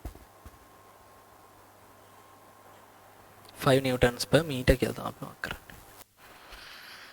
හරි. ඒක uniformly distributed load එක. ඒ uniformly කියලා කියන්නේ මේකේ හැමතැනම කොහෙ ගත්තත් මේකෙන් එන load එක සමානයි. කොයි හරියෙන් ඒකක දිග මෙතනින් unit length එක මෙතනින් ඒකක දිගක් ගත්තත් පහයි මෙතනින් ඒකක දිගක් ගත්තත් පහයි මේ හරියෙන් ඒකක දිගක් ගත්තත් පහයි හැමතැනම එකයි uniformly distributed ඒකාකාරී ලෙස distribute වෙලා බෙදිලා ගිහිල්ලා තියෙන load එක. තව මේකේ වර්ගයක් තියෙනවා NUDL non uniformly distributed loads. ඒවා මේ වගේ. ඒ අර කලින් මම උදාහරණ කිව්වේ ඒකේ. ඒකේ තිබ්බේ වගේ එකක්. හිතන්න මේකත් අර වගේම simply supported beam එකක්. මම මේක උඩ මෙන්න මෙහෙම ඔබ්ජෙක්ට් එකක් තියලා තියෙනවා. අර ඝර්ෂණ ප්‍රැක්ටිකල් එහෙම කරන්න මෙන්න මේ ගැජට් එකක් තියෙනවානේ. ඝර්ෂණේ ප්‍රැක්ටිකල් වලට. මතක ඇති කියලා හිතනවා මෙතන අර බෝලයක් තියෙනවා. මැද්දේ අර භ්‍රමණ චලිතය තියෙන්නේ. මේ වගේ සම්පූර්ණ එකක් කරකවල යවනවා. වලල්ලක් කරකවල යවනවා. ඊට වඩා මහත් එකක් කරකවල ඉස්සරහම එන්නේ කවුද කියලා හොයන්නේ. ඒතර මේක අපි හිතමු වුඩන් කියලා. එතකොට මේකේ බර ඔයාලට තේරෙනවා මේ හරියේ චූටි බලයක් තමයි එන්නේ. මේ හරියට යද්දි බලය වැඩි. මේ හරියට තව බලය වැඩි. මේ හරියට තව බලය වැඩි. ඒ කියන්නේ මම මේ හරියේ ඒකක දිගක් ගත්තොත් මේ හරියේ ඒකක දිගක් කරගත්තොත් එතනින් එක්සර්ට් වෙන ක්‍රියාත්මක වෙන බලය අපි හිතමු නිව්ටන් 5ක් වුණොත් මේ හරියෙන් ඒ ඒකක දිගම ගත්තොත් ඕක නිව්ටන් 15ක් වෙනවා. 15ක් වගේ වෙන්න පුළුවන්. මම දන්නේ කීයක් හරි වෙනවා. මේ හරියෙන් ගත්තොත් ඕකම අපි මේ හරියෙන් අපි ඒකක දිගක් ගත්තොත් ඒ හරිය ඕක 40ක් විතර වෙනවා. ඒතර ඔයාලට තේරෙනවා අපේ ලෝඩ් එකේ එක තැන් වලින් මං ගන්න ඒකක දිග මම මෙතනින් ඒකක දිගක් ගත්තොත් ඒකෙදි එක්සර්ට් වෙන ප්‍රෙෂර් එකයි ඒකේන බලයයි වෙන තැනකින් ගත්තොත් එන බලයයි තව තැනකින් ගත්තොත් එන බලයයි වෙනස්. ඒ කියන්නේ එයාගේ ලෝඩ් එක යුනිෆෝම් නැහැ. දිග දිශාවට මේ පැත්තට එයාගේ ලෝඩ් එකේ යුනිෆෝම් ගතියක් ඒකාකාරී ස්වභාවයක් නැතුව යනවා. මේකේ තියෙන්නේ මොකද්ද? ඒ වගේ ඒකාකාරී ස්වභාවයක් නැති non uniform load එකක්. හරි. එතකොට සාමාන්‍යයෙන් අපේ මේ මට්ටමේදී අපි UDLs ගැන දැනගෙන හිටිනා ඇති. UDLs කියන්නේ මොනවද? Uniformly distributed loads. Uniformly distributed load එකක් එක්ක වැඩ කරන්න අරගෙන ඉන්නේ. ඒක අපේ මට්ටමේදී ඇති. ඔයාලා හැමෝටම UDL මං හිතන්නේ තියෙයි. හැබැයි සමහර අයට non uniform distributed NUDL දුත් හම්බෙන්න ඉඩ තියෙනවා. ඒක ඔයාලා කැම්පස් එකේ උගන්වන ලෙක්චර් මත ඩිපෙන්ඩ් වෙන දෙයක්. ඒකේ ලොකු වෙනසක් වෙන්නේ නැහැ. මම ඒ වෙනසත් වලට කියන්න මම හිතන්නේ මම එක්සැම්පල් එකක් දාලා තියෙනවා NUDL එකක් දාලා. අනේ එක්සැම්පල් එකක් දාලා නැහැ. හරි. අපි NUDL එක දාලා එක්සැම්පල් එකක් කරමු. මම ඔයාලට එකක් කියවන්නම් ගාණක්. ඒක ඔයාලට උත්තරෙත් එක්ක මම හදලා එවන්න. ඒතර ඔයාලට වැඩිපුර ආසාවක් තියෙනවා නම් මේක තව ටිකක් හොඳට තේරුම් ගන්න. මේක ඇලට ආසයි කියලා හිතෙනවා නම් ඔයාලා සිවිල් කරන්න හැම ඉන්නවනම් මම NUDL එකක් හදලා නෝට් එකක් දාන්නම් group එකට. try එකක් දෙන්න එක කරන්න. හරි. අපි යන් ගානට 30 වෙනි පිටුවේ ගාන තියෙන්නේ. Consider the following weightless beam where UDL of W newtons per meter acts along the beam. දැන් මේවා කියවන්න එහෙම ඉගෙන ගන්න ඕනේ. හරි.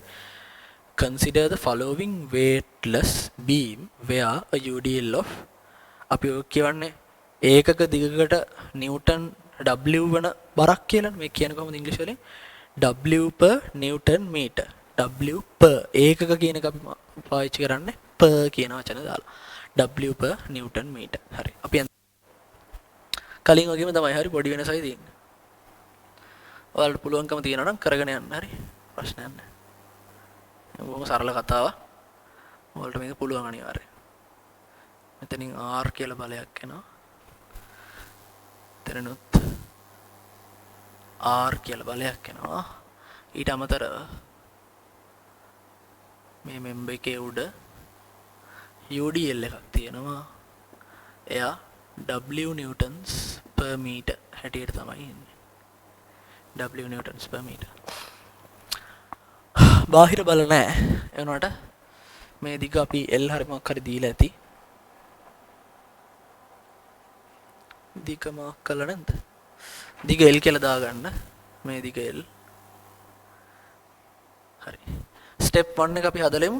ස්ටෙප් එක මොකද්ද තියෙන්නේ? බාහිර බල ටික හොයා ගන්නවා.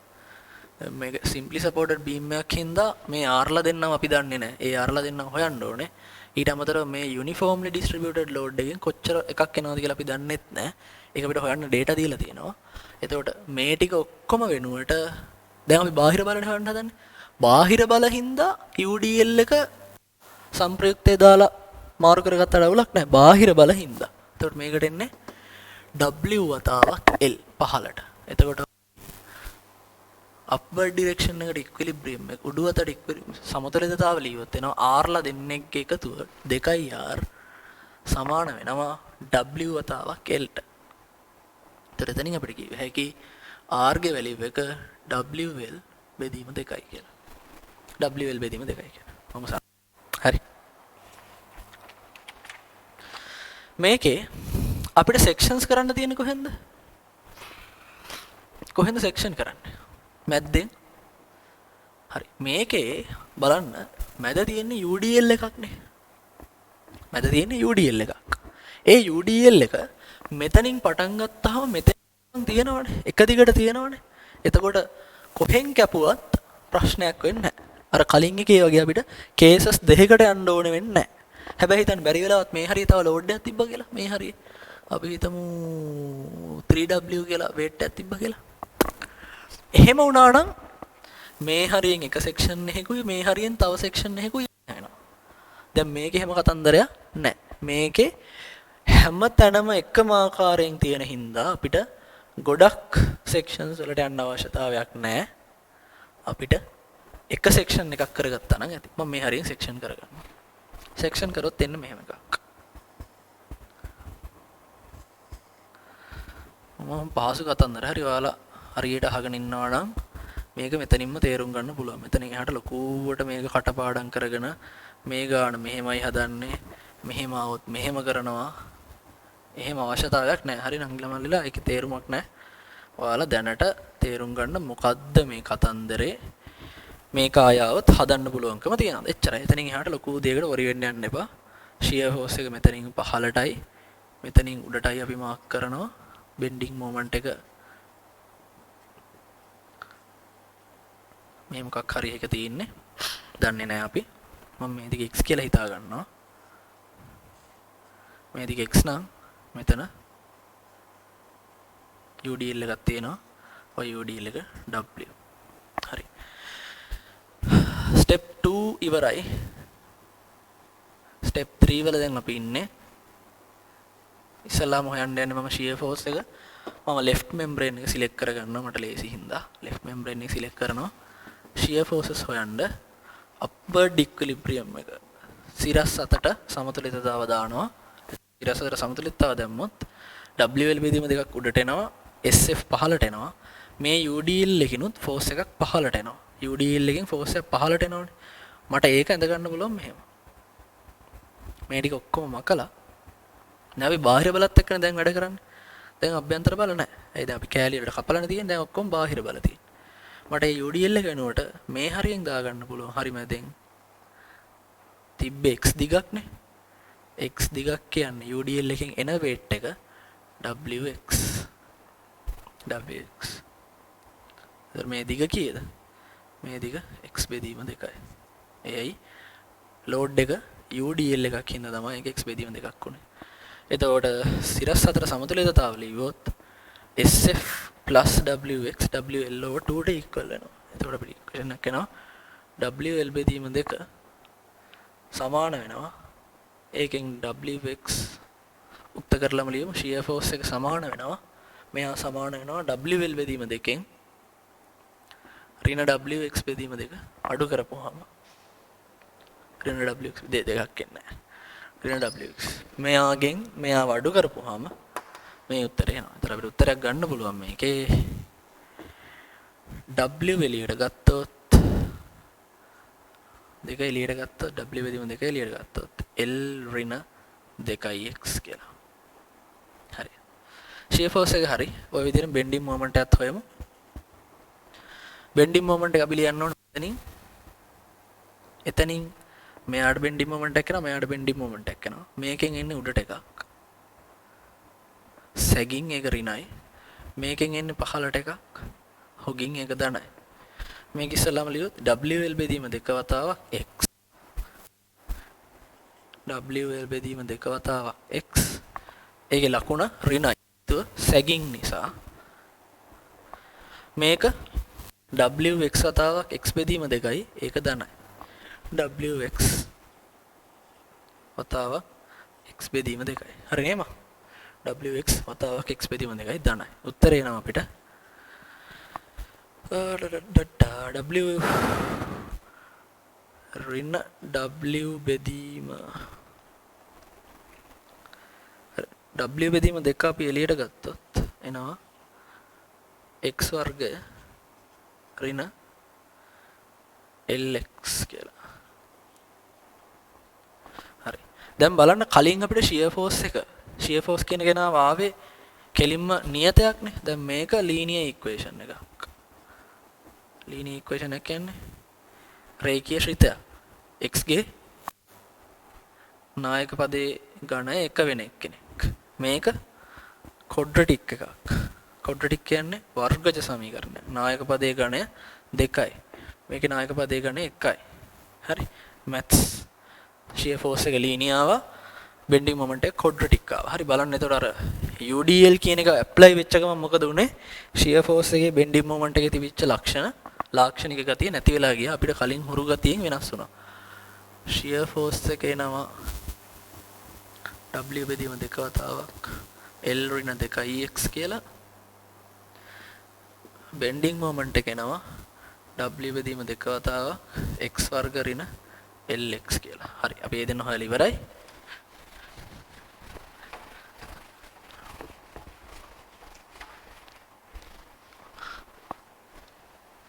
දෙන්න හොයලා ඉවරයි. දැන් අපිට තියෙන්නේ graph එක ඇඳගෙන යන්න. හරි. graph එක අඳිමු. කලින් වගේම එකක්. පොඩි වෙනසක් තියෙනවා.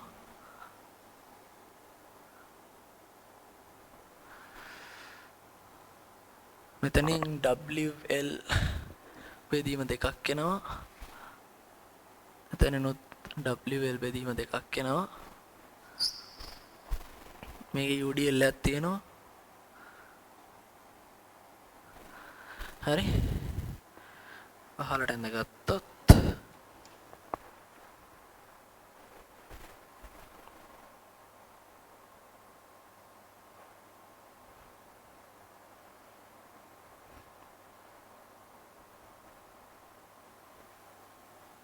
හරි. අඳින්න යන්නේ shear force diagram එක. shear force diagram එක අඳිද්දි කලින් වගේ මේකේ අර section කරපු තැනක් නැහැ. හැමතැනටම පොදු එකක් තියෙන්නේ. එතකොට පටන් ගන්න තැන ඉඳලා අවසාන වෙනකන් එකම අගේ තමයි shear force එක තියෙන්නේ. ඒතර shear force එක බලන්න ධන අන්තක්ඛණ්ඩයක් WL බෙදීම දෙක. WL බෙදීම දෙක අන්තක්ඛණ්ඩයක් තියෙනවා. අනුක්‍රමණය ඍණයි. අනුක්‍රමණය ඍණ පැත්තටනේ තියෙන්නේ. ගිහිල්ලා මේක ඉවර වෙන්නේ x වලගේ l ගෙන්. මෙතෙන්ට අපි l ආදේශ කරොත් මෙතෙන්ට l ආදේශ කරොත් මේක නෝ ඍණ 2යි l මේකත් එක ඍණ l වෙලා ඍණ WL බෙදීම දෙකකින් තමයි ඉවර වෙන්නේ ගිහිල්ලා. එතකොට ඍණ WL බෙදීම දෙකකින් තමයි ගිහින් ඩයග්‍රෑම් එක ඉවර වෙන්නේ. ඒතර මට මේ දෙක ඍණ අනුක්‍රමණකින් ආකරා නම් හරිනේ. පේන්න ඕනේ ප්‍රස්තාව මේ ඩයග්‍රෑම් එක සමමිතික හැඩයක් ගන්නවා. ඒ කියන්නේ මෙම්බ්‍රේන් එකේ මැද මිඩ් පොයින්ට් එක වටේට මෙයා සමමිතිකයි. හරි. එතකොට මේ හරියේ shear force එක ධනයි. මේ හරියේ shear force එක ඍණයි. හරි. මම සරල කතාවක් කියනවා. shear force diagram. මෙතන L බෙදීම දෙක මේ ලක්ෂය. පොයින්ට් එක. හරි. ඊළඟට bending moment diagram එකත් ඔය හැම ඇඳලා දාමු. ලේසි දෙයක්. පටන් ගමු bending moment diagram. අඳින්න තියෙන්නේ මේක. බලන්න මේක වර්ගජ ශ්‍රිතයක්නේ. වර්ග ශ්‍රිතයේ නායක පදයේ සංගුණකයේ ධනයි. කොයිෆිෂන්ට් එක පොසිටිව්. එහෙනම් මෙහෙම වර්ග ශ්‍රිතයක් නෙන්න ඕනේ. මෙහෙම එකක් තමයි එන්න ඕනේ. කොහෙන් හරි. කොහෙන්ද කියලා අපි දන්නේ නැහැ. අපි මේකට බිඳුව ආදේශ කරොත් මේ උත්තර බිඳුව වෙනවා. එහෙනම් අනිවාර්යයෙන් මෙතනදී මෙතනින් පටන් ගන්නවා. මේකට L ආදේශ කරොත් x එනකොට L ආදේශ කරොත් මෙතනින් L වර්ගයක් මෙතනත් L වර්ගයක් එකත් කැපිලා ගිහිල්ලා මෙතන වෙනවා. හරි. එතකොට පටන් ගන්න තැන අවසාන වෙන තැන හොයාගත්තා. තැන් දෙකම බිඳුවෙන් අවසාන වෙන්නේ. එතකොට මේකේ හැඩය ලාක්ෂණික හැඩයක් තියෙන. එතකොට මේක සමමිතිකද නැද්ද කියලා අපි දැනගන්නවා. සමමිතිකද නැද්ද කියලා කොහොමද බලාගන්නේ? මේකේ සමමිතික අක්ෂය හොයාගත්තා නම් හරිනේ. සමමිතික අක්ෂය කොහටද තියෙන්නේ? සමමිතික අක්ෂය එන්නේ මේක සාමාන්‍යයෙන් මෙන්න මේ වගේ එකක් ගත්තොත් x ධන a වල වර්ගේ ධන b වගේ එකක් තිබ්බොත් මේක බිඳුවට සමාන කරපුවාම සම්මිතිකක්ෂය සමීකරණයෙන් x සමාන ඍණ a කියලා. එතකොට අපි මේක එහෙම කරොත් එහෙම ඔයාලට මතක නම් x වර්ග ඍණ x හදා ගන්න ඕනේ. x වර්ග ඍණ lx තමයි මට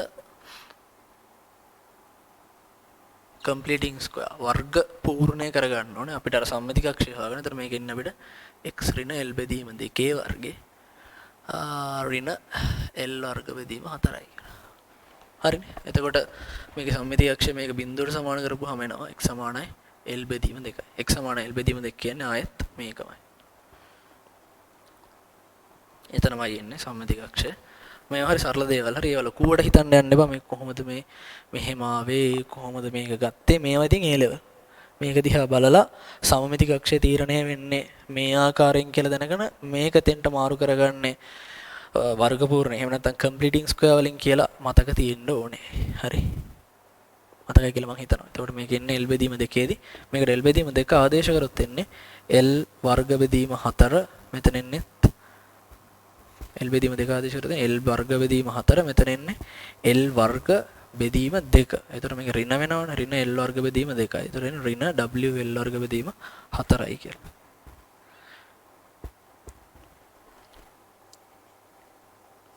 මම හිතනවා හරි කියලා. හරි කොහොමද ආවේ මෙතෙන්ට L බෙදීම 2ක් ආදේශ කරා. L බෙදීම 2 ආදේශ කරාත් මේක L වර්ග බෙදීම 4 වෙනවා. මේක L වර්ග බෙදීම 2 වෙනවා. අඩු කරපුවම ඍණ L වර්ග බෙදීම 2 වෙනවා. ඒක මේකට ගුණ වෙනවා. W L වර්ග ඍණ බෙදීම 4. දෙන්න වෙන මෙන්න මෙහෙම ප්‍රස්තාරය. ප්‍රස්තාරය කියන්නේ ප්‍රස්තාරයක් නෙමෙයි වරද්ද ගන්න එපා. ඒක නේ මට හුරුවට කියවෙනවා. ප්‍රස්තාරයක් නෙමෙයි තියෙන්නේ.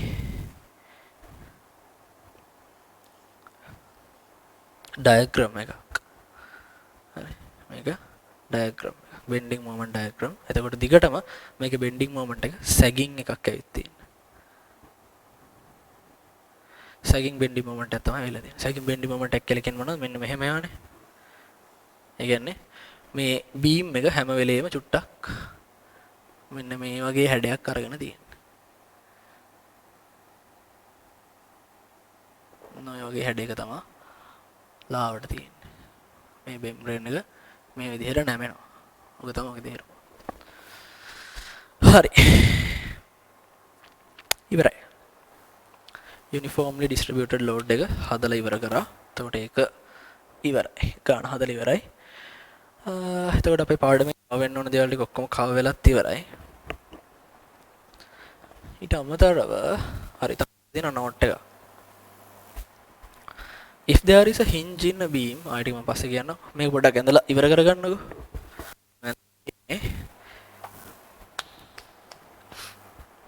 සුළු කිරීමේ වැරද්දක් තියෙනවනේ පොඩ්ඩක් ඒක බලලා හදාගන්න. මම හිතන්නේ මම හරියට කරා. එතන ඉන්නේ L වර්ග බෙදීම 4ක්. මෙතන ඉන්නේ L වර්ග බෙදීම 2ක්. එතකොට මේක උත්තරේ මෙහෙම වෙනවා. ගුණ වුණාපුවාම මෙතන 8 එන්නේ. එතන පොඩි වෙනස්කමක් වෙනවා. ඍණ L වර්ග බෙදීම 8යි කියලා එන්නේ. හරි. තව චුට්ටයි තියෙන්නේ. අඩි 2කින් 3කින් ඉවර කරගමු මේක. ඊළඟට අපි අත්‍තරම යුනිට් එකේ අවසාන ගාන හදලා ඉවර කරලා තියෙන. ඒතර ඔයාලට තනියම try කරන්න exercises දෙකක් මම දාලා තියෙනවා. මම කලිනුත් කිව්වා මේක අර normal A level වගේ ගණන් හදන්න අවශ්‍ය නෙමෙයි. හරියට තියරි ටික තේරුම් ගන්න. එතනින් එහාට ලොකු අවශ්‍යතාවයක් වෙන්නේ නැහැ. හරි. හරි. කැමරා එකේ පොඩි ප්‍රශ්නයක් වුණා. ඒක sort out කරගත්තා. දැන් හරි. මම කීකේ හිටියේ නෝට් එක අපි අන්තිමට ඉවර කරන් තිබ්බ අන්තිම පිටුවේ ඉන්නේ ටියුට් එකේ පළවෙනි නෝට් එක මේවා මතක තියාගන්න දේවල් හරි මේ වැදගත් දේවල් පුළුවන්කමක් තියෙනවා නම් මතක තියාගන්න අපි හිතමු මොකක් හරි ප්ලේන් මෙම්බ්‍රේන් එකක් අරගෙන ඒ මෙම්බ්‍රේන් එකේ එක තැන හින්ජ් එකක් තියෙනවා කියලා හින්ජ් එකක් කියන්නේ එයා වටේට කැරකෙන්න පුළුවන් කියන එක. කියන්නේ මේක හරහා ඇණයක් යවලා මේකට මෙහෙම කැරකුණා ඒක. එතකොට මෙන්න මේ පොයින්ට් එක වටේට බෙන්ඩින් මොමන්ට් එකක් එනවනේ. ඒ බෙන්ඩින් මොමන්ට් එක හැම වෙලේම බිඳුවයි. ඒක මතක තියාගෙන ඉන්න. ගානක් හදන්න යනකොට ඔයාලට ඕන වෙන්න පුළුවන්. Note number 2. In a given scenario, if the bending moment moves from positive to negative or vice versa, such a point is called a point of contraflexion. එතන spelling mistake එක තියෙන CONTRAFLEXURE FL තියෙන. If the transition is smooth, මම කියන්න ඉඳලා පෙන්නන්න පොඩි දේවල් හරි මේකට වැදගත්කමක් නැහැ. හිතන්න අපි graph එක අඳිනකොට bending moment diagram එකේ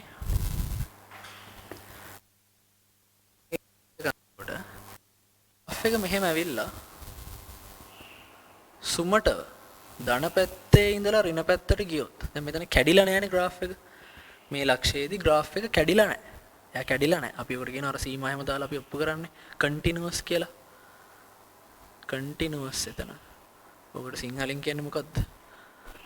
සිංහලෙන් කියන්නේ මම මතකත් නැහැ. continuous කියන්නේ මොකක් හරි. කියන්නේ මෙතනදී එන graph එක මේ හරියේ graph එක ඍණ mx ධන c නම් මෙතන graph එකත් ඍණ mx ධන c. මෙතනදී කැඩිලා නැහැ. මෙතන හිසුත් නැහැ. අර ඔය A level කරා මතක ඇති මෙහෙම පොඩි අර හිස් තැන් තියෙනවා කියලා. ඒ වගේ එකක් නෙමෙයි කෙලින්ම මතක වචනේ මතක් වුණා සන්තතිකයි. graph එක මෙන්න මෙතනදී සන්තතිකව තමයි හැසිරෙන්නේ. ධන පැත්තේ ඉඳලා ඍණ පැත්තට හරි එහෙම නැත්නම් ඍණ පැත්තේ ඉඳලා ධන පැත්තට හරි ලක්ෂය වටා සන්තතිකව සුමටව කියන්නේ මේක මෙහෙම බෑ. මෙහෙම ඇවිල්ලා මෙහෙම යන්න බෑ. එතකොට මෙතන සුමට නෑනේ. සුමට ව කියද්දි එන graph එකම තමයි යන්න ඕනේ. එන graph එකම නම් යන්නේ මෙන්න මෙතෙන්ට අපි නමක් දෙනවා point of contraflexion කියලා. point of contraflexion කියලා. ඒතර අපි diagram එක ඇඳගත්තොත් කලින් ගානේ නම් අපිට හම්බුන්නේ නෑ. ඊට කලින් ගණන් වල ඊට කලින් ගානකදී අපිට හම්බුණා මෙහෙම ඇවිල්ලා graph එක මැද්දෙන් බිඳුව වෙනවා. ඒතර මෙන්න මේ හරියේදී point of contraflexion කියන කෙනෙක් අපිට හම්බ වෙනවා. එතකොට අපිට ඕන දේවල් දෙකක් කතා කරා. මේ ඇත්තටම ගානකදී පාවිච්චි වෙන දේවල් වලට වඩා ඔයාලගේ නිකන් අර structured question එකක් ඇවිල්ලා ඇහුවොත් point of contraflexion කියන එක identify කරගන්න. කියලා කොහොමද identify කරගන්නේ? bending moment එක ධන ඉඳලා ඍණ පැත්තට යන්න ඕනේ. ඒ motion එක smooth වෙන්න ඕනේ. ඒ condition දෙක fulfill වෙලා තියෙනවා. ධන ඉඳලා ඍණ වලට හරි ඍණ ඉඳලා ධන වලට හරි.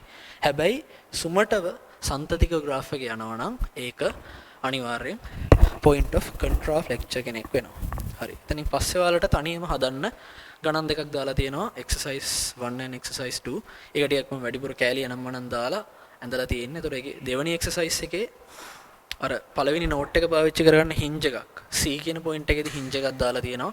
ඔයාලා ඒකත් පාවිච්චි කරලා ඒ ගණන් හදන්න. තනියම try එකක් දෙන්න. බොහොම lazy ගණන් ටිකක් තියෙන්නේ. කොහොමදත් paper එකෙත් මම හිතන්නේ ඔය exercise 1 කියන එක මට්ටමේ ගානක් ඔයාලට එයි. ඒකින්ද ලොකුවට හිතන්න යන්න අවශ්‍යතාවයක් නැහැ. මොකද සරල ගානක් තියෙන්නේ. උගන්නපු දේවල් ටික හරියට කියවලා ඒ ගාන try කරන්න පුළුවන් අනිවාර්යෙන්.